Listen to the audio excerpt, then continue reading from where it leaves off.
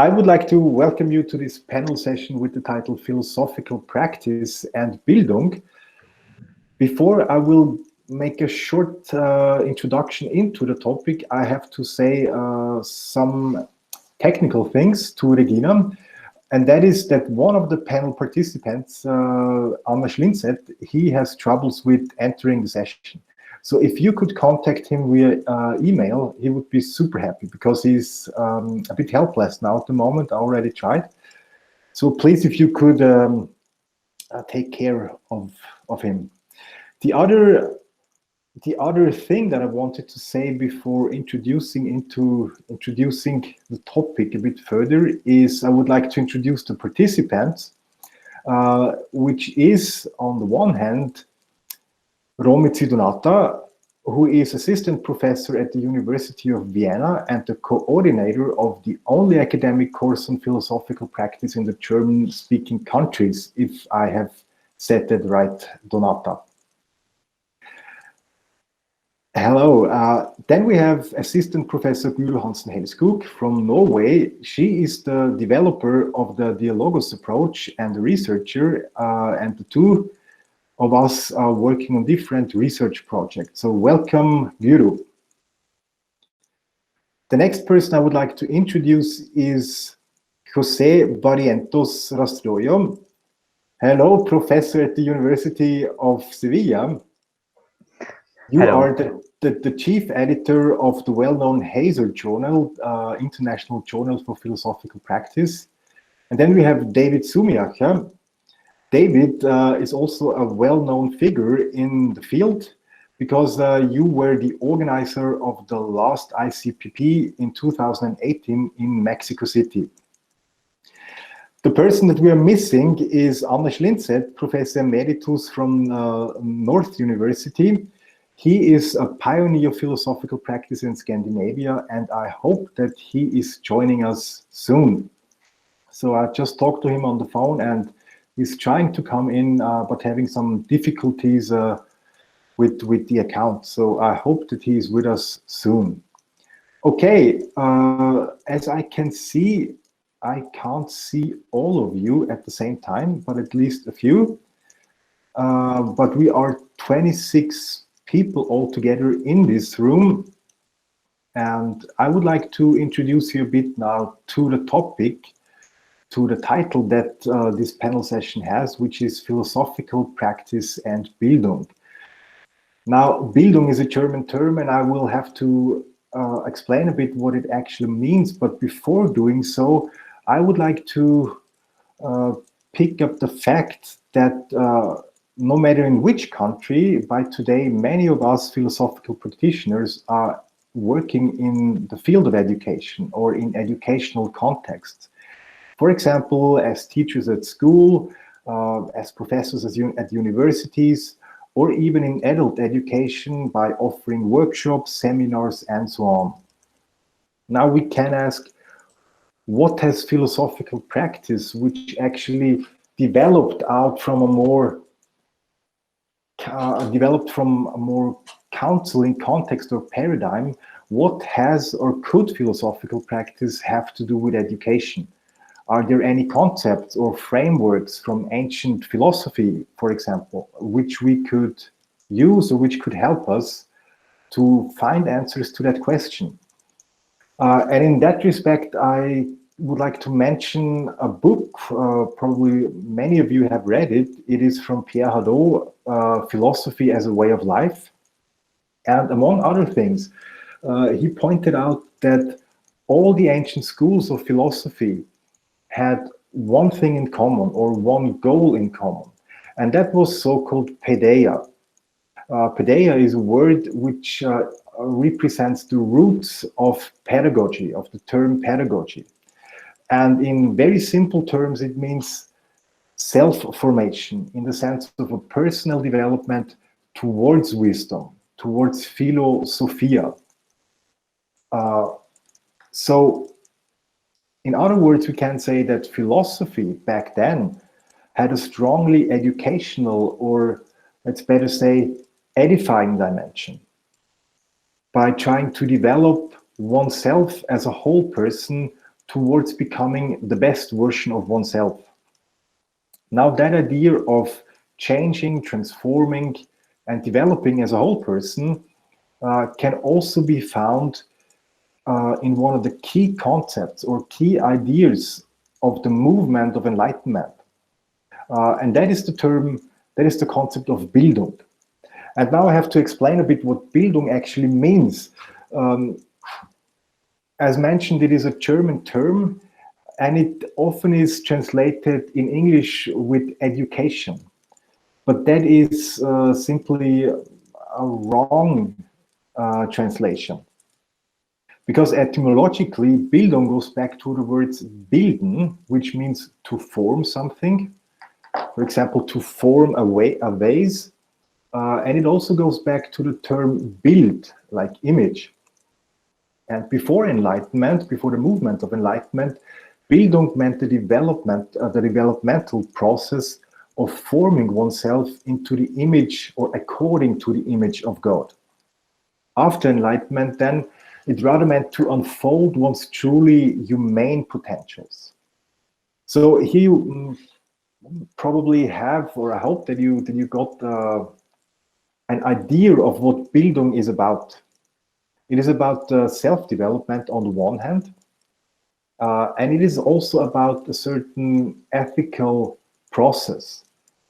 Or Bildung actually addresses a certain ethical dimension in the human being.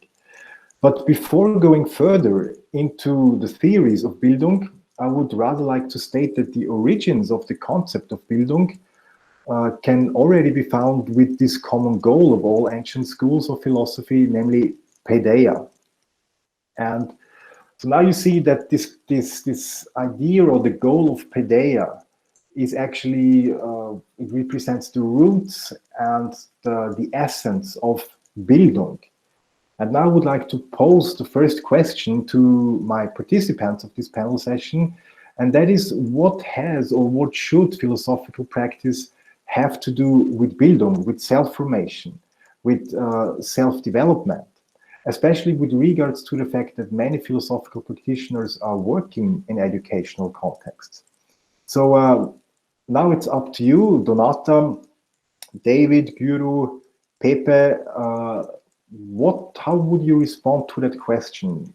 Can you relate philosophical practice to Bildung, or is that rather far-fetched? What do you think? Well, I would like to express some skepticism with respect of the idea of paideia and Bildung. There are aspects of these ideas that I value indeed, but I think that it is very often forgotten that both paideia and Bildung were a kind of were a form of education which was to some extent an imposition of the values and of the idea of human being from a particular social class. So, for example, if we talk about the book of Hadot, well, this was not only a social class, but for example, Hellenistic schools like the Epicureistic school or the Stoicism or Platonism. They were schools which we could consider from our perspective now to be, well, now I am exaggerating a bit, but a bit like religious sects. So they had really strong dogmatic ideas about how the universe is and how life should be and what virtues should be developed and so on. So the first challenge, of course, is to see to what extent this is compatible with the idea of self-development and the fostering of a critical and independent and autonomous way to think in people. But this was just an invitation to be cautious with these points of reference, if you like. I mean, I am cautious. With respect to the question, what philosophical practice could have to do with the education, and hopefully with a kind of education which is as little as possible an indoctrination or the imposing of values from a specific social class. Okay, what does philosophical practice has to do with education, with this kind of education that should foster personal, self-formation? Well, when I did my training with Achenbach, which is considered by most people the founder of philosophical practice, I was struck by the fact that there was, of course, a very strong focus on philosophical counseling. So that, for example, when he talks about philosophical practice, he means counseling.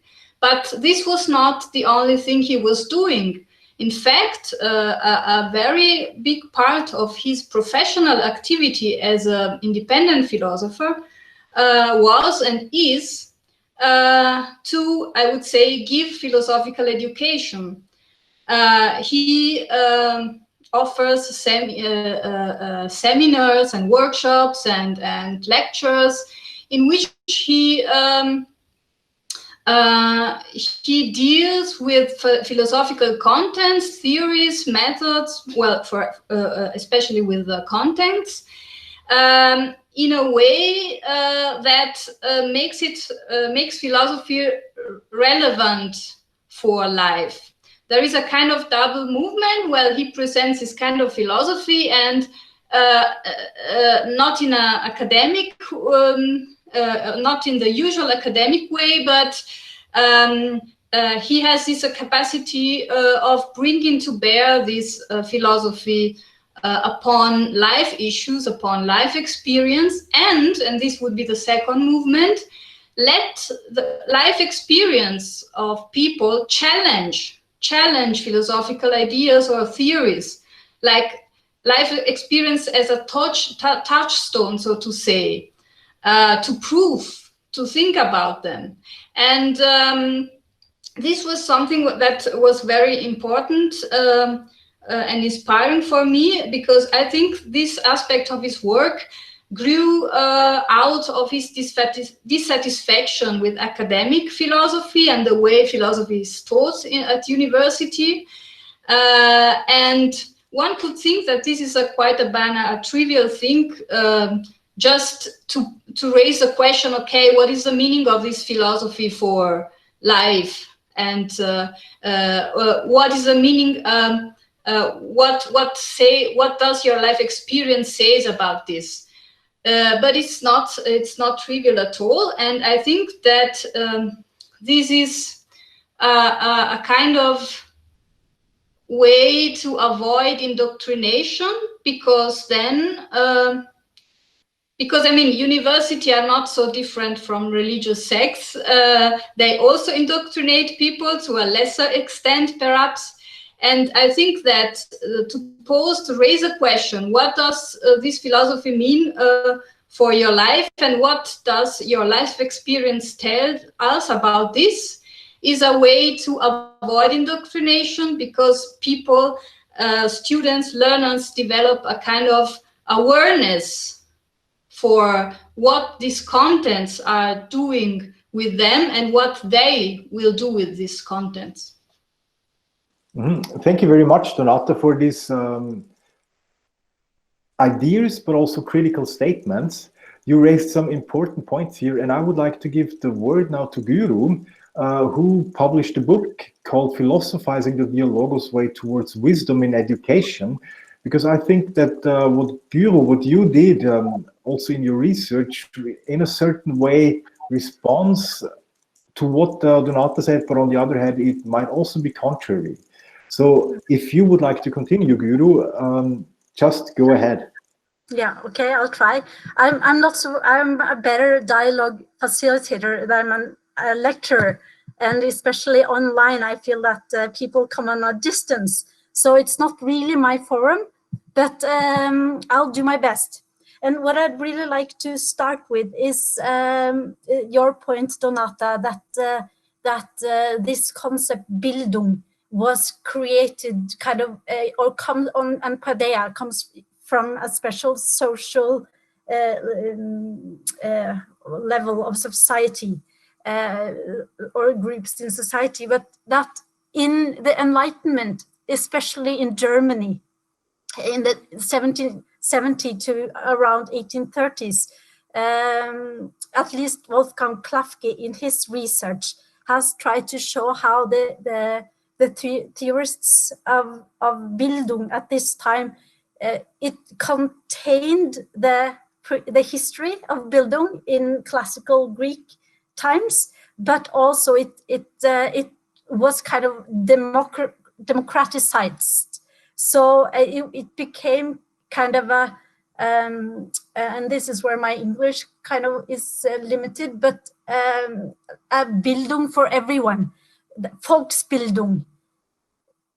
So so it's not really, it, at least these people tried to include everyone. Of course, this was a very small group of people, so of course it took many years before we came kind of to our and I think this concept today, at least in as we try to use in the Norwegian context, where it also is now a very important concept in the educational policies, where Bildung and Ausbildung, education and edification, is kind of two parallel concepts, and where education as an aim-oriented and maybe also indoctrinate way of teaching kind of is challenged by this concept of Bildung, or danning in Norwegian, which is supposed to be not indoctrinated, and where this this idea of self-formation is enhanced, which is very much lacking, or have been lacking in well, maybe the last, well, maybe ever since the Enlightenment period, even though it has been used as a critical concept. Also in that time, it was a critical concept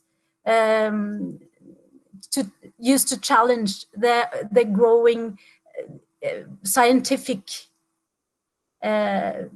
ideologies of the time, and also economic ideologies that were coming up and coming. So I think I'll stop there for now, and then somebody else can add in, and I can say some more later. David, you raised the hand. Please continue. Thank you, Michael. I want to greet you, Michael, and all. Nice to be with you. Also to congratulate Sergei and the organization of this 16th ICPP online. That is something very important to maintain this kind of events. Well, I was listening very carefully to you, Donata, and you, Guru. Very interesting points. I want to add other things. You asked Michael, what philosophical practice? What's the relation with Bildung? And I was well, normally we link Bildung with education, and I think that all the philosophical practice is linked with education, and I think that it was linked with the German and Greek classical conceptions, but also is linked with education as we as humans did, as the Americans did, as the Eastern cultures did. I think that philosophy is linked with that because it's linked with our alive roots. If philosophy is something human, is linked with that alive root.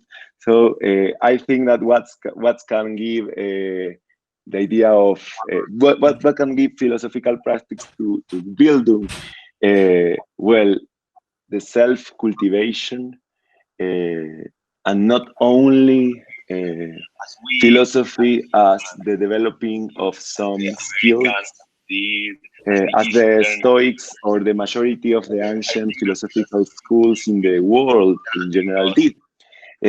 For example, to use the situations, to put the other in life situation. That's something that normally we don't see in philosophical education, also in primary schools or in university anyway. Also to use what I like to call corporal actions. That's something that is linked also with self-cultivation, because you cannot grow yourself without putting your body in a situation. That's something very important that we as philosophical practitioners are doing with our practices in general, to transform ourselves, to break the walls of the school classrooms, as we are doing now through internet, to break the walls, to go to life, or to go to inside the person. This kind of breaking frontiers. Well, I think that philosophy cannot be only methods. That's something that in general the conception of Bildung have, and also that I think that philosophical practice also have. Well, that's something I want to say that for the beginning, yeah. Thank you very much, David. I think that you raised important points here too. I just saw that Anders Lindset finally made it into the panel session. Welcome, Anders. I'm sorry for the challenges that you had. But I hope that you can hear us. And since you just came in, I would like to pose the next question to you, Anders, which is, after what you all said, it's probably without any doubt that philosophical practice plays definitely a role in education, or philosophical practice definitely has a certain relevance for education. Anders, my question to you is, you know that the linguistic term was an important development in Western philosophy. Likewise, could we speak of an edifying term in philosophical practice, meaning that during the last years or even decades, philosophical practice developed from a counseling approach or from a counseling paradigm into a more edifying paradigm, or a paradigm which is more rooted in education? You are one of the first, you're a pioneer in philosophical practice, so maybe you can say a bit about that, please. I think that we all have some experience with online conferences and lecturing, but there is always something new to learn. I never had this experience that we just had before, so I will keep that in mind and remember it for a long time. Okay, but Pepe, I would like to pose the same question to you. I don't know whether you remember it after it was repeated, I think 3 times now in the loop. But okay. Okay, I'm going yes, to answer. just go ahead. First of all, thank you very much for inviting me to this panel, and to the organizers of the conference. And second one, I had some several answers, and I think that what you have said, Donata, Guro, and David, I think that it is very interesting, but I am going to start with my answer. What can do philosophical practice in education? What we have done is, I just have 2 slides, because Michael said that it could be interesting to show up some of the results of our research. I'm going to develop in my own conference, but anyway, I think that it could be interesting, because in the first project, Work It, in this project, I think that you are watching now the slides. It's correct? Yes. Okay. It was a project developed in Croatia, Norway, Mexico, and Spain. The researchers were Michael Weiss, Guro Hansen, David Sumiacher, Soran Koisik, and me.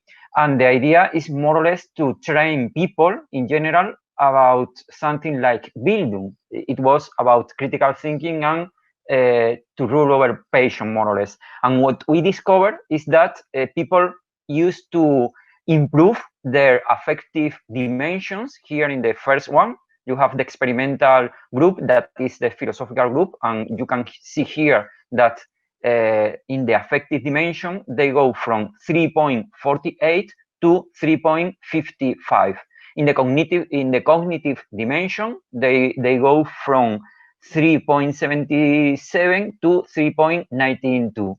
And in the reflective one, they go from 3.65 to 3.86. In general, we can see here that when we work with the philosophical group, they started more or less in 3.55 and they finished in 3.80, more or less.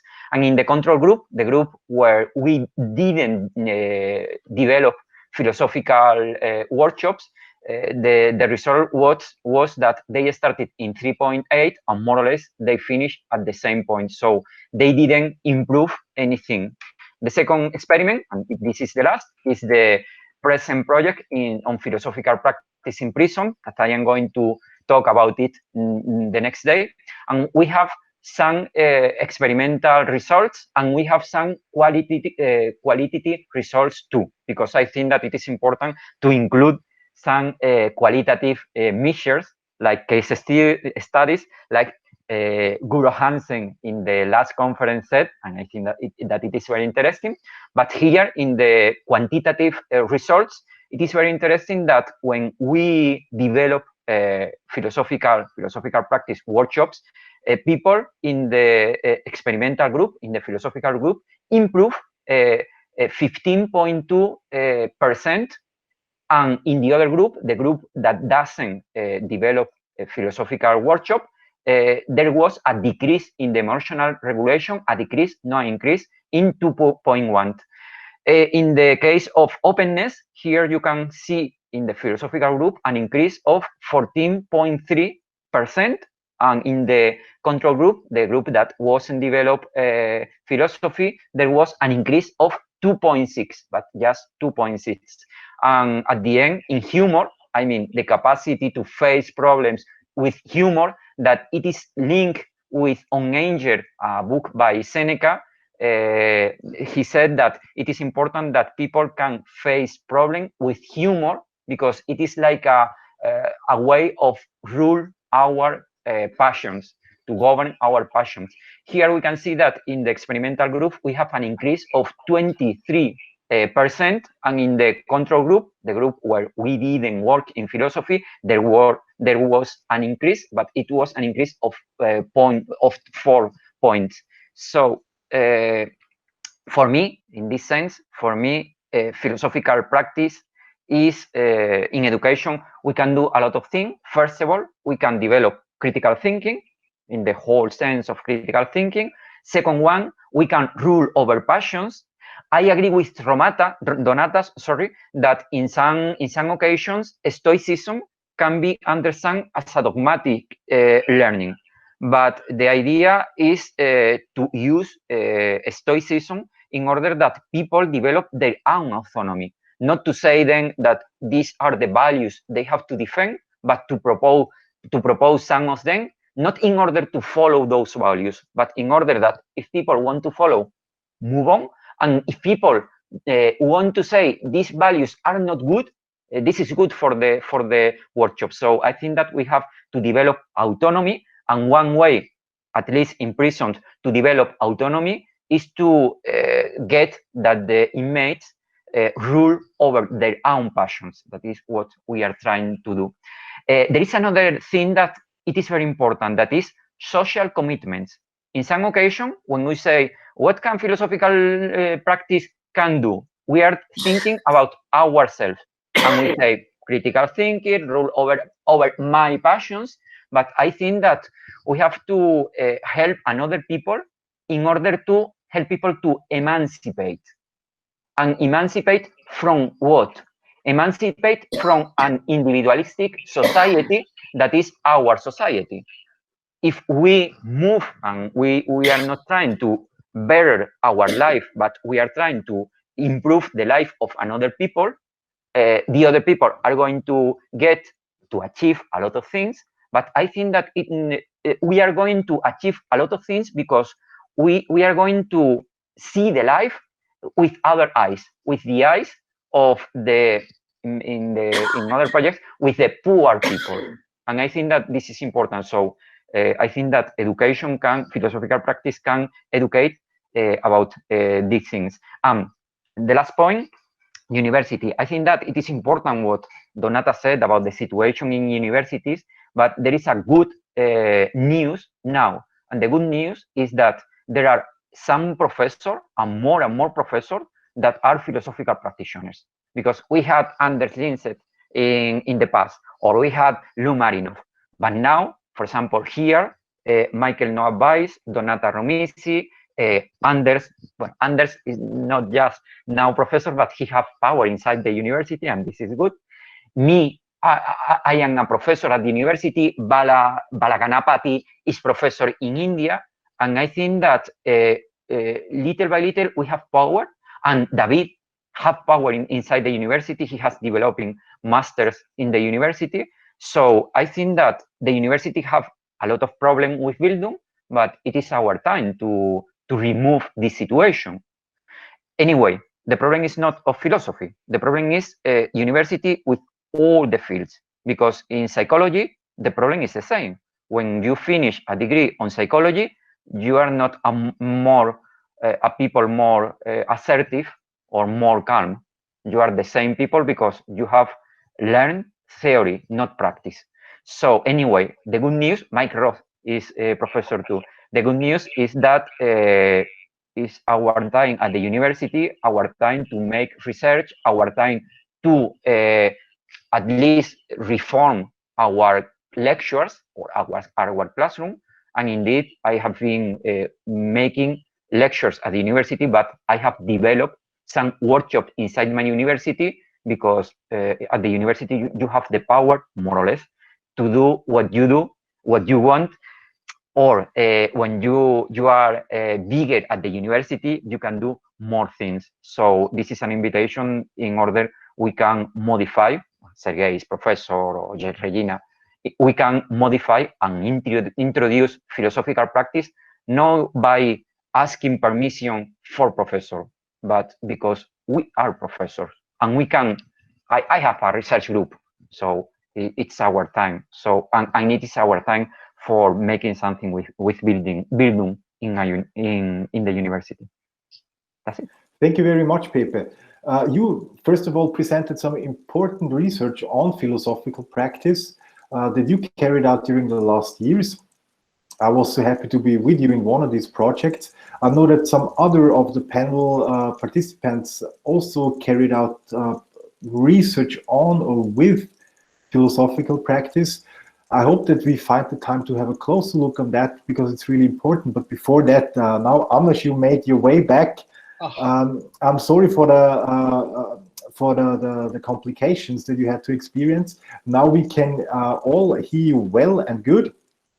And I would like to come back to you, Amos, because as Pepe mentioned, you were a professor who actively was using philosophical practice in your teachings, in your research approaches even. You know the philosophical practice movement since its beginning. Pepe also mentioned that philosophical practice can promote and educate certain values or virtues. But Amos, what is your experience over all these years in that field, also at the university? Is philosophical practice for you something that has a kind of counseling activity, or is it in fact an edifying activity, something where you can learn something, or an activity where you can first and foremost learn something? And so that's also the reason why you can for example, practice it at universities. What is your general impression about that? Do you hear me now? That's Yes. my first question.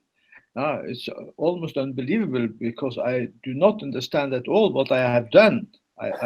It was this lady below on the right side of my window with the Russian who told me what I should do, and now I'm obviously inside, and I have no idea how that came about.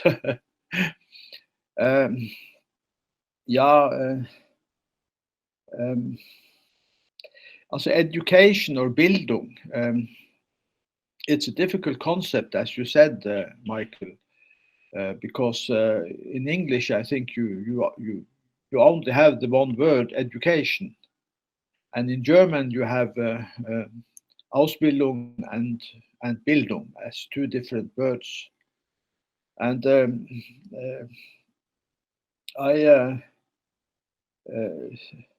I think that so you can educate people, but you can't give them Bildung. Also, you have to do that yourself. Also, it has to be man muss sich selbst bilden. Yes, now I have been speaking German. I see a gentleman here, Mike Roth, he has understood what I said. Yes, because I was speaking German. So you cannot do very much that people becomes educated in this personal important meaning of the word, to be gebildet. So but I think that is what is taking place in philosophical practice somehow. If you go into conversation with people coming to you and you hear what they say and you respond to that, and people start to think and come into reflections about their own life and their own possibilities, and so you cannot, as a philosopher, be sure that the guests in your practice are doing progress in Bildung, but you don't need to be sure either. You that is something that you must let happen, and sometimes you have the impression that your guests in the practice develop and become more, what do you say? Have more trust in life. I think. So for me, I think what I call Bildung has very much to do with the trust in life.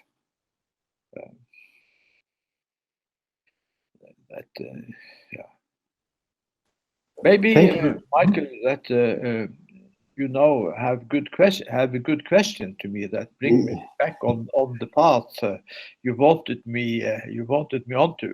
Yes, that's no. I think that you just dropped a really important word or saying, and that was Bildung is about trust in life. And I would like to see a little bit closer at that. Have a closer look at what does trust in life mean, and is philosophical practice a certain activity that can foster that trust in life. I also have to take a look at the time, and we have about 40 minutes left, and I would like to ask Donata and also Guru, who both work at universities too, and who are both philosophical practitioners. Do you think that when practicing philosophical practice in university contexts, in educational contexts, that this promotes what Anders just said, a certain trust in life with the participants? You both did research on philosophical practice too. Maybe you can say a bit about that, about this trust in life, which is eventually promoted by philosophical practice. Should we have trust in life? This is itself a philosophical question, I think. Or is life something that deserves our trust? Not sure. I mean, I think that it is apparent here that there is a kind of tension between philosophical practice and the idea of self-formation of a critical individual and education or pedagogics, because as it was clear from the presentation by Pepe José Barrientos, in order to educate someone, you have to have an idea of where do you want to to lead the person. I mean, the word itself, education, comes from educere, so there is a kind of movement towards. So you have to have an idea of what is a virtue. For example, that having control over your passions is a virtue, or you have to have an idea of what wisdom is. And I wanted to invite, to be careful in my so before. I mean, in some sense, one has to become dogmatic. I think that this is something that one cannot avoid. And so the question is, to what extent? And the question is also, am I aware that I am dogmatic? That I think that wisdom is this and this and this. So I just think it's important to have this awareness and not to take some cultural dependent idea of how human beings should be, or what wisdom is as a universal one. Okay, and this is something one can also do at university, I think,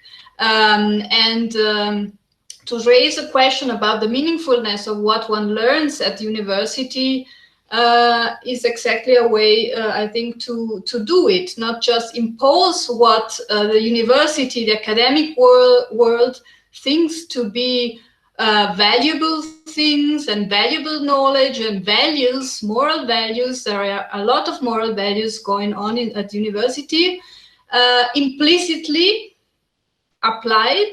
Yeah? And what I try to do is to raise, to encourage, to foster this awareness that that philosophy does something with people, and people can decide. I think that even if you deal at the university with analytical philosophy, with very abstract questions, they do something with you. You decide to form yourself in a way instead of in another way. And for me, it's fully okay. I think this is also Bildung. But the important thing is that you are aware that you have chosen to build, to form yourself in that way. So I just wanted to say this, and I can give you more example, but just if there is some more time. Okay. Thank you very much, Donata. Guru, now your microphone is on. I would like you to continue. Yes, I have too many things open here. I'd like to share something from an article I have written for the book of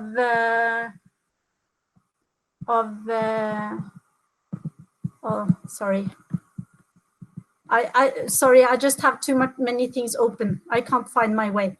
But I've done several projects in both in upper secondary schools with my students at the university, and I also have my own colleagues from all different faculties like engineering, nursing, working with them in doing philosophical practice. And for instance, using one of your articles, Anders, which is about Bildung in higher education.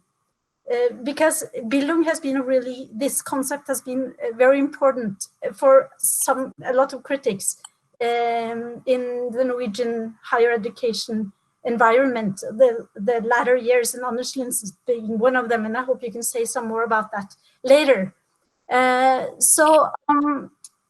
And what people tend to say, and I mean, I've been working with this for so many years now. I think I started at the university in 2011, and before that, I've been working also in other projects for many years.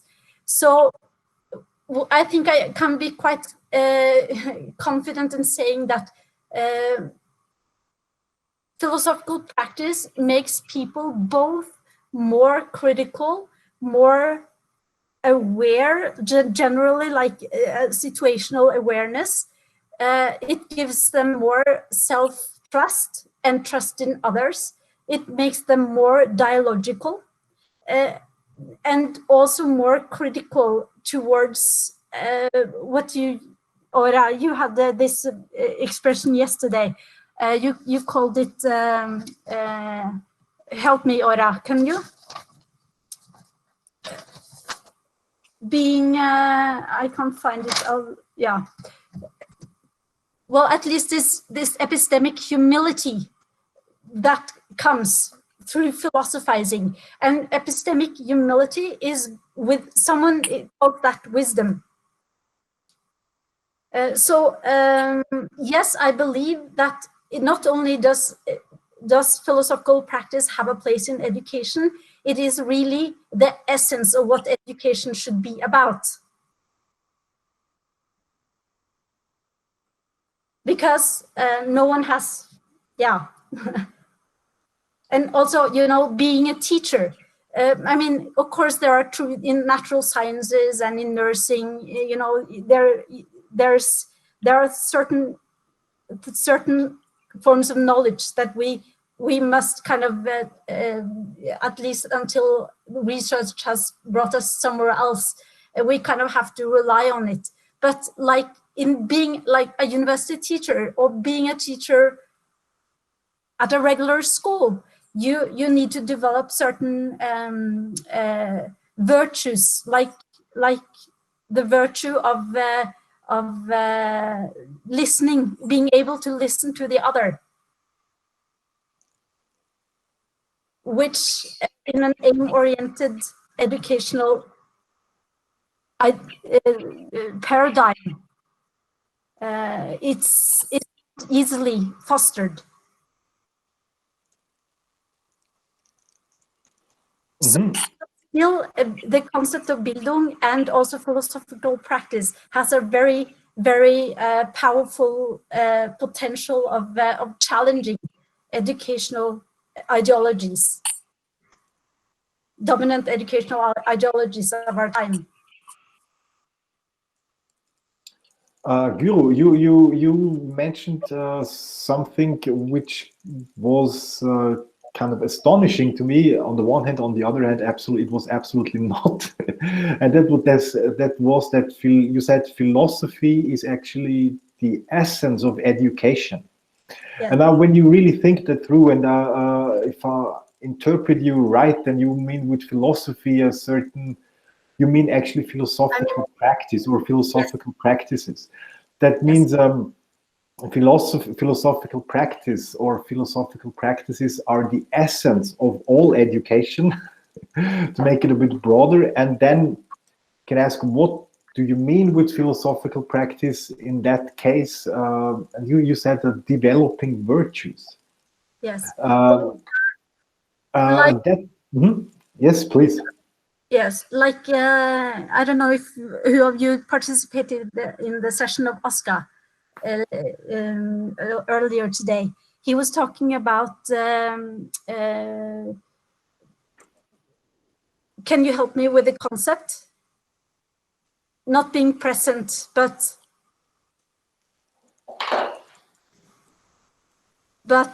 what was his concept? Availability.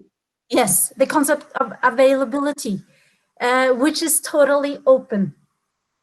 And I really like that that concept, which is even more open, and so to speak, than phronesis.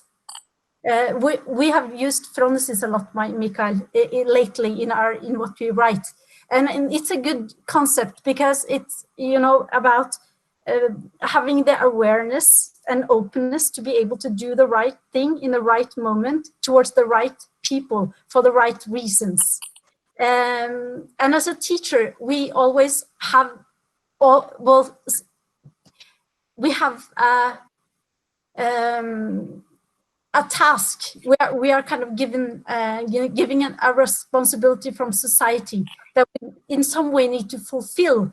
But how do we do it? How do we do it in a way that people can edify themselves? So this is kind of the educational paradox. It's a paradoxical practice that we're doing. And this is, where philosophical practice comes in, because philosophical practice is always paradoxical. We are both, through the questions, we are kind of forcing people to, not forcing, but it's kind of a force too. It's both. It's both forcing and not forcing at the same time. It's both leading and not leading at the same time. It's both being open and not open at the same time.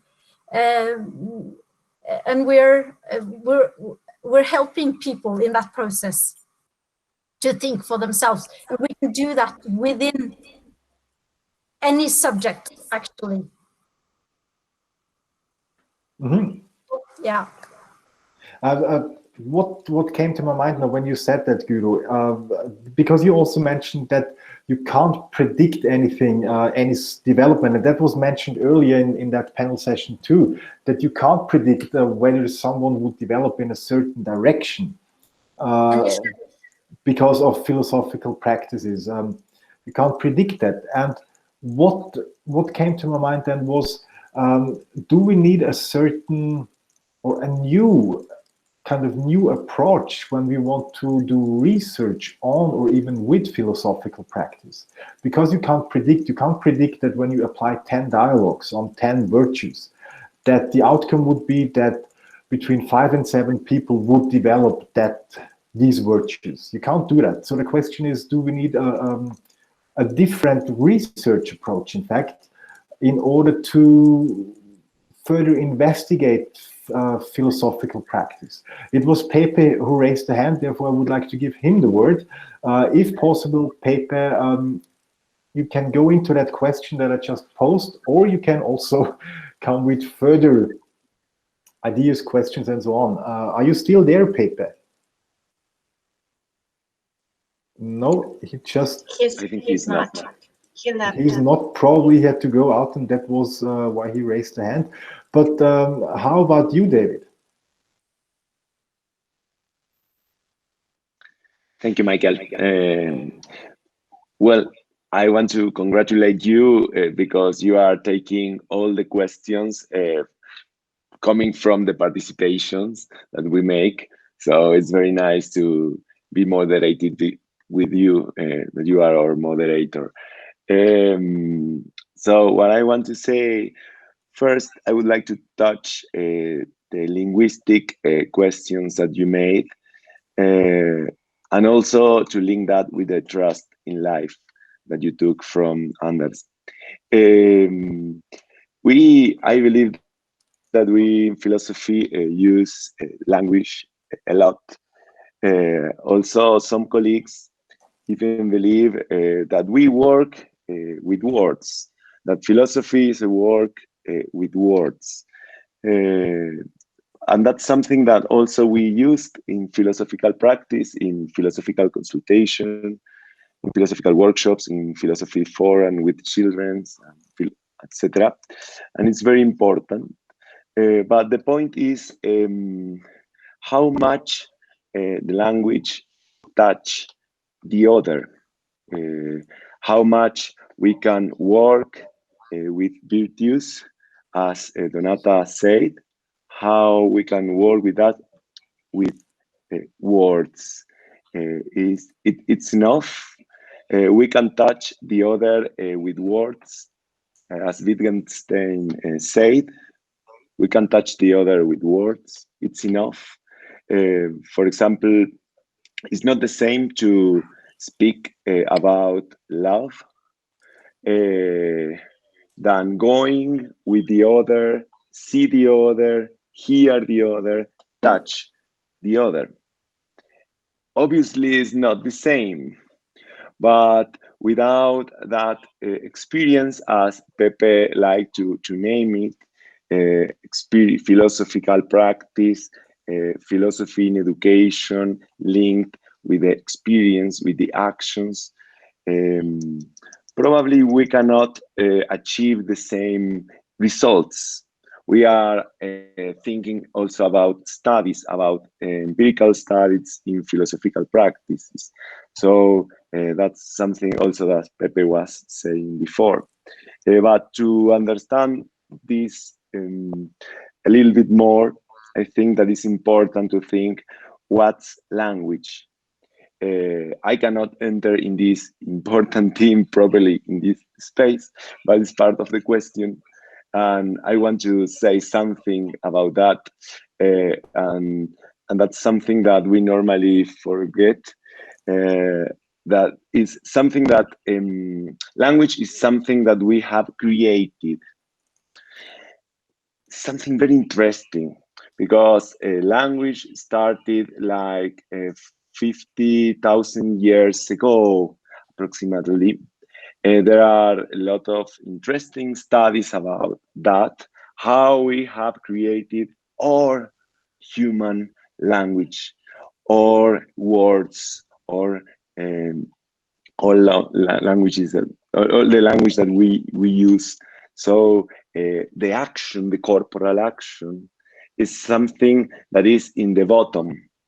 That's it, at the base of our human developing. For example, the babies do actions, but they create senses in the acts they perform. They learn. We are speaking about education, so the babies learn, but they don't have words. They don't have language at the beginning. They are learning our words, but they have meanings, senses that they are creating in the network of actions they are performing.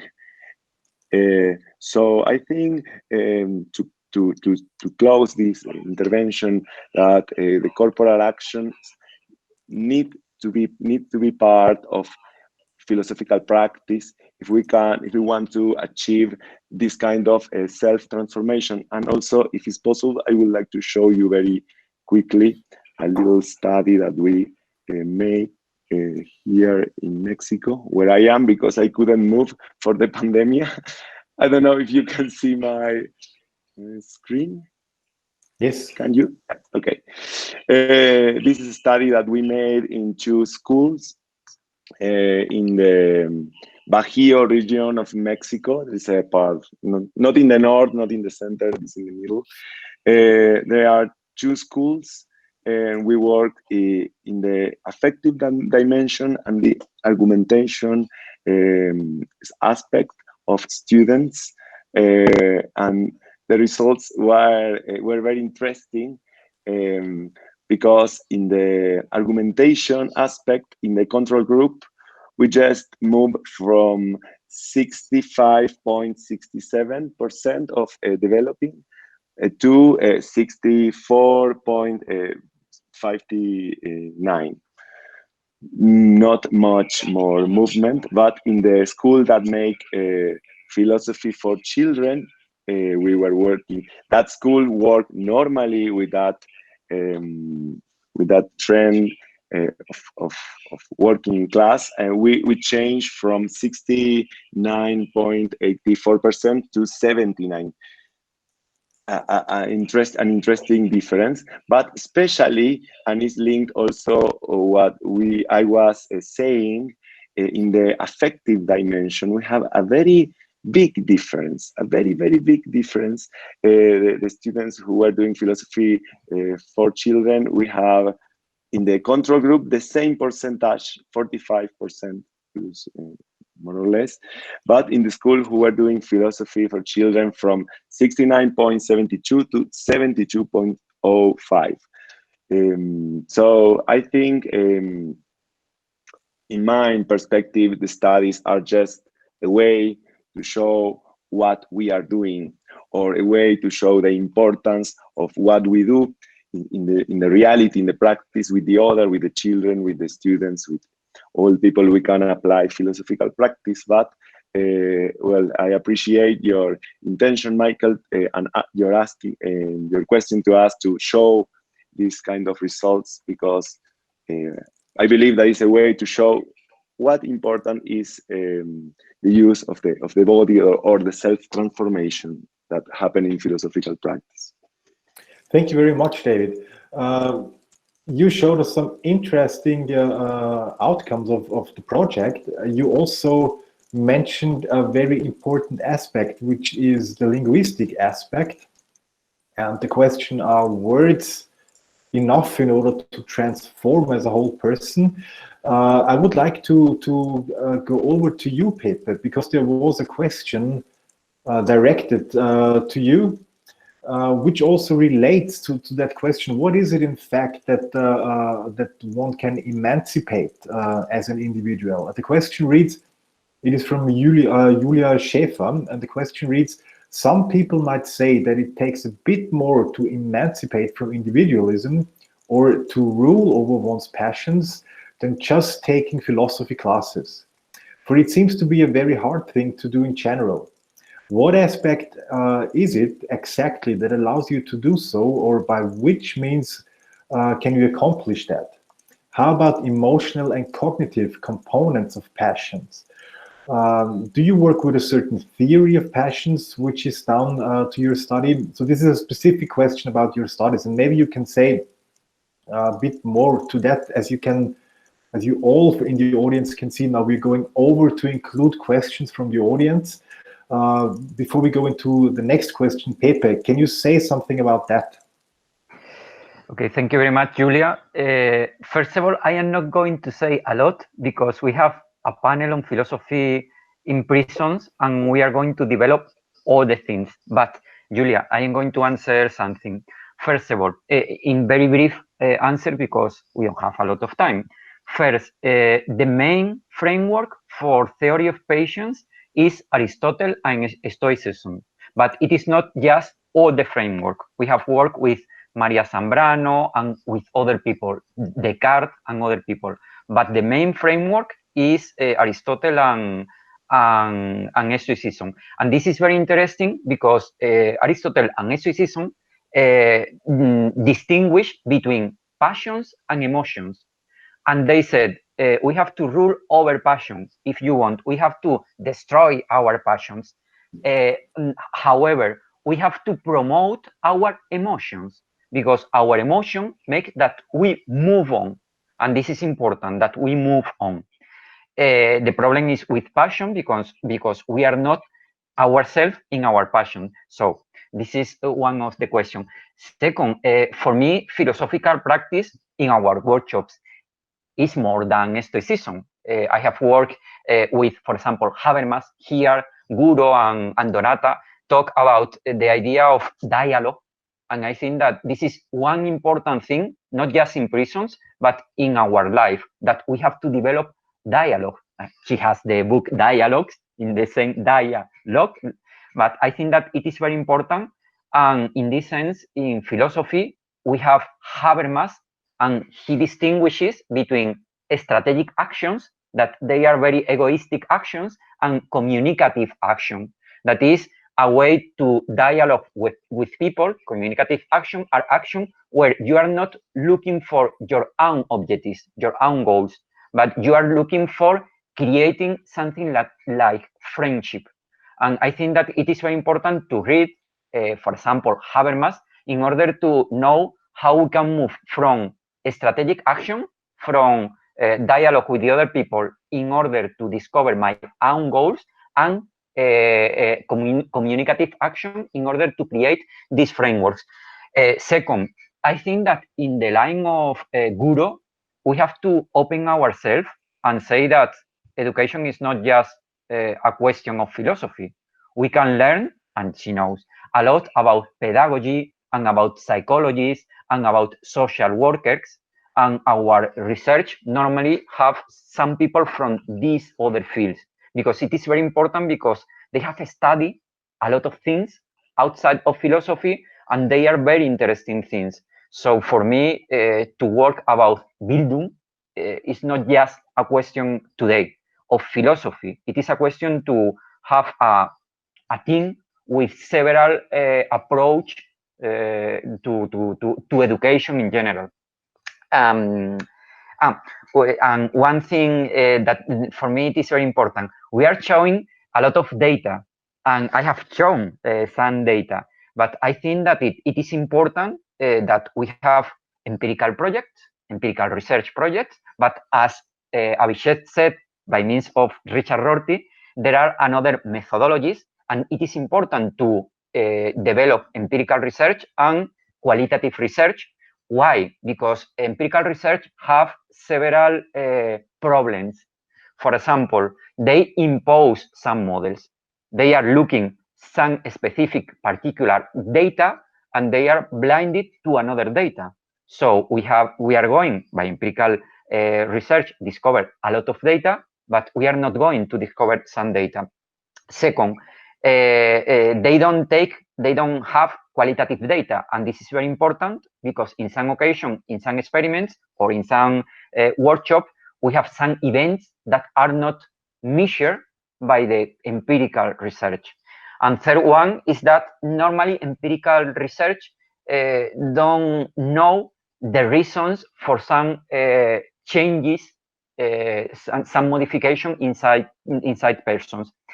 Methodologies like case studies or research action studies can give us this information. So I think that it is very important to make empirical research, but it is important to use another methodologies in order to have a lot of information.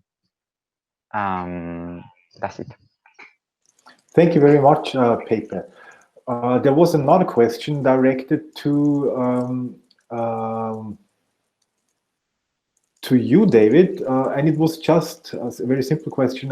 What were these numbers about that you were showing? What were they?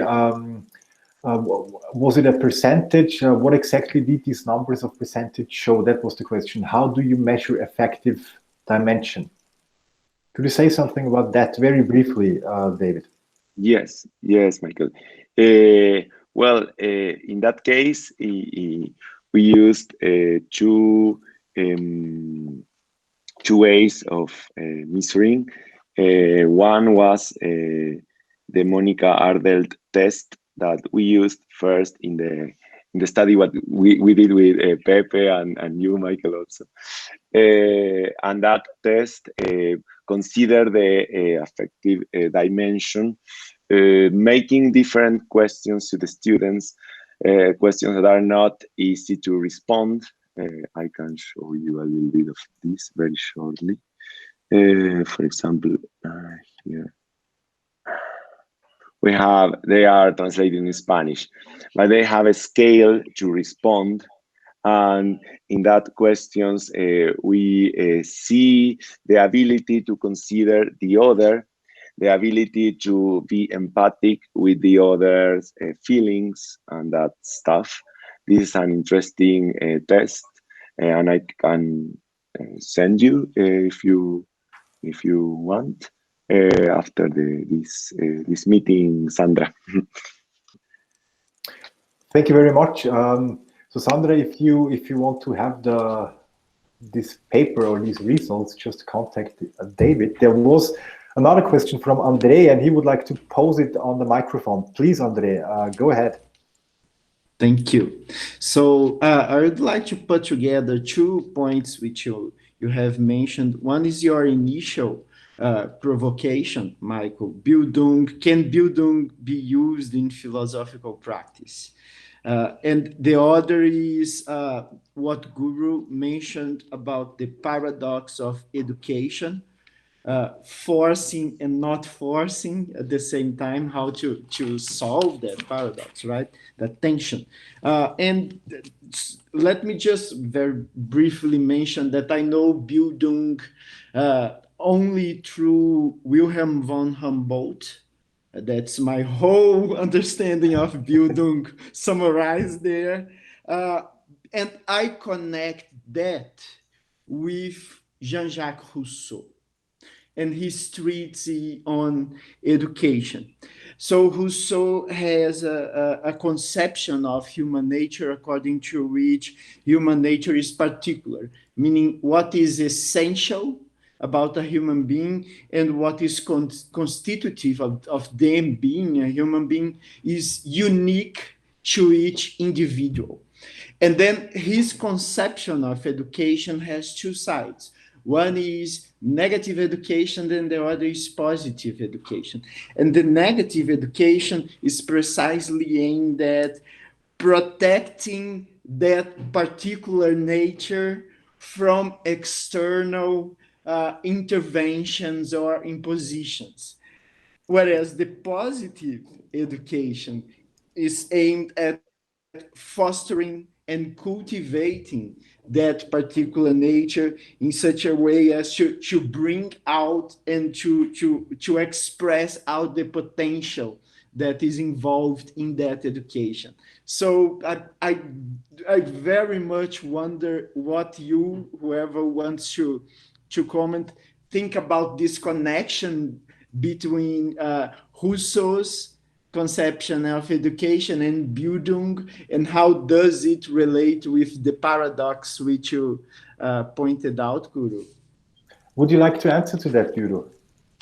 Okay. To answer that, I think I'll mention a Norwegian philosopher called Skjervheim.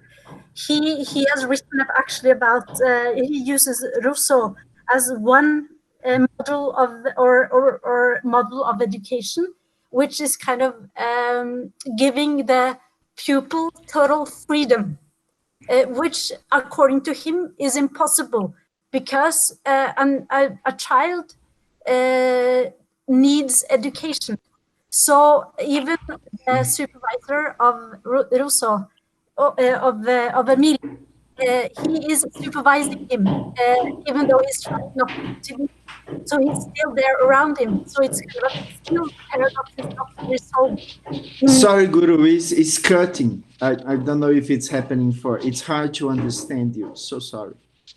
Okay. Could you pace yourself slightly, please? I speak fast maybe now when I get, yeah.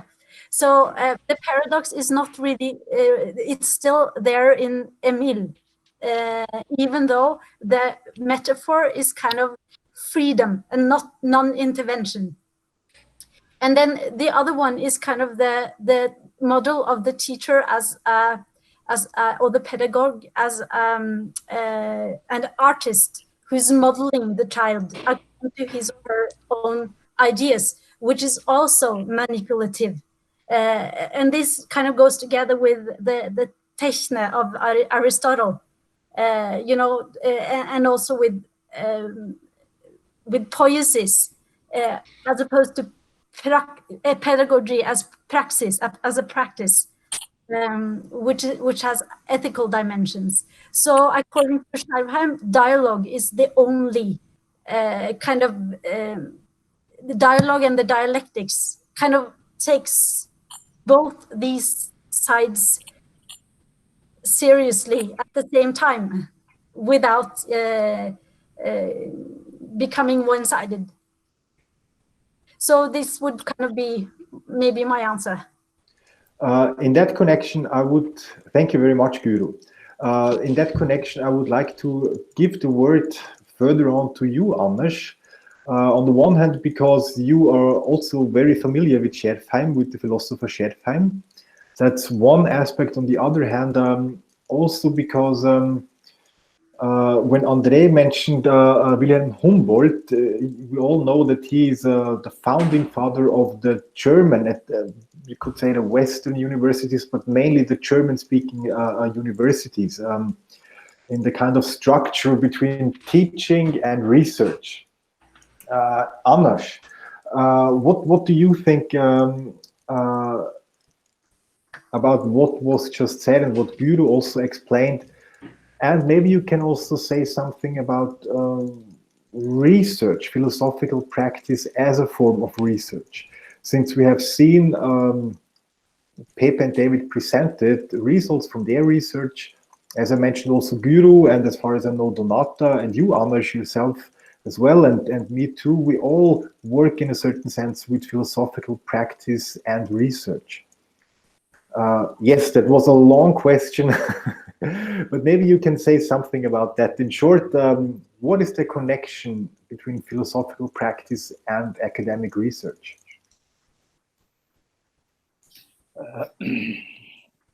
It's a difficult question to answer to, because I have to say something very short, and you could talk very long about such things. I don't know exactly. I think so. This concept of Bildung that you are using, I mean, it's an attempt to make a distinction that you don't have in the English language.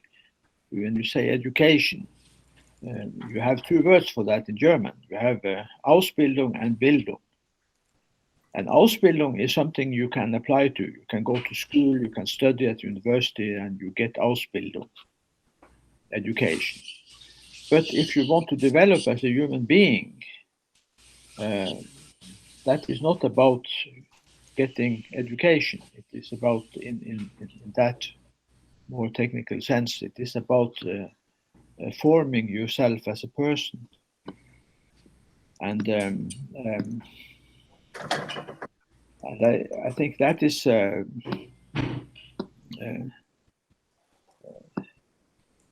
something that has to happen. Also, in philosophical practice, as a philosopher, I cannot give someone Bildung.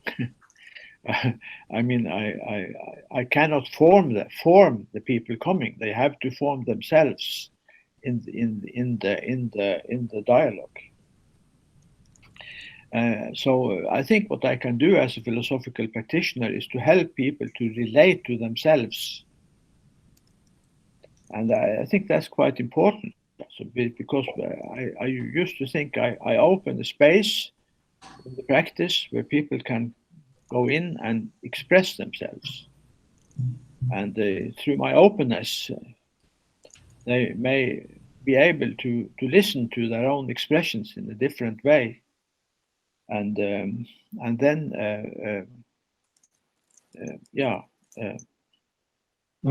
go maybe you can know. Yes, I have some what you wanted me to talk about. Yes, I have some follow-up questions here, because you said that Bildung, in short terms, the development as a human being. This Bildung you cannot give to someone else in your philosophical practice. That means it's pretty similar to the concept of phronesis. Phronesis cannot be taught; it can only be learned, which means you have to go that way on your own, and it can't be gone by someone else for you. That's similar here. And then you also said that's the difference between Bildung and education, an education program, like studying a certain study, becoming a lawyer, becoming a teacher, and so on. You just do a study program, you consume, and the university lecturer is delivering, as we often say. And this is not what Bildung means. But also on the other hand, if you go further here, in connection to the initial question that I posed to you, what is the connection between philosophical practice and research? And previously in the panel, I also asked about do we need a specific approach of research for philosophical practice? What came to my mind now is the question, is philosophical practice not only about a certain edification, as it was mentioned, an edification that is eventually possible if the person wants to, but is it in fact an activity of investigation, research? Is philosophical practice a research approach in the actual sense of the word? Researching means to search for something again and again. That would be the question. Is not only what is the connection between philosophical practice and research, but Now, even more straightforward, is philosophical practice a form of research? Are you still talking to me, Michael? Yes, yes, I do. Yeah, I think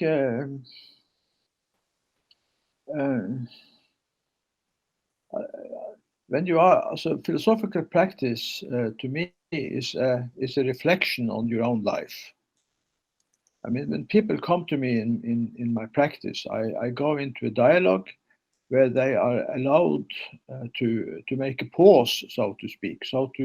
They are allowed to express something that is important to them, and by expressing that, they get a different relation to what they are saying themselves. So they hear themselves tell something, and by hearing that, they get a different relation to it, and then also they get my questions and my reactions to it. And I think that's so if you think at this time we are living in now, with this pandemic situation we have, it is one philosophical topic that you never hear about when people talk about COVID-19 and this pandemic. And that is that philosophy has always been about learning to die. It has been about having a relationship to the fact that we are living creatures that have to die one day. And I think that is an important thing. So how could we live this life without being unhappy about it? Anders? That is an old question in philosophy, and that I think has very much to do with Bildung, because I think Bildung should be this. I think to me, it's the big topic in Bildung is to reconciliate with your own life circumstance. I see Pepe has something to say about that. Yes, but I have to interrupt because our time is over. We don't have I was time. already informed that we have to conclude the session. But I would like to continue with what you said in order to summarize the session, Anders. You said Bildung is about this reconciliance with life, and earlier in the session you said it's about trust in life, and that trust in life can, in the best case, also be promoted by philosophical practice.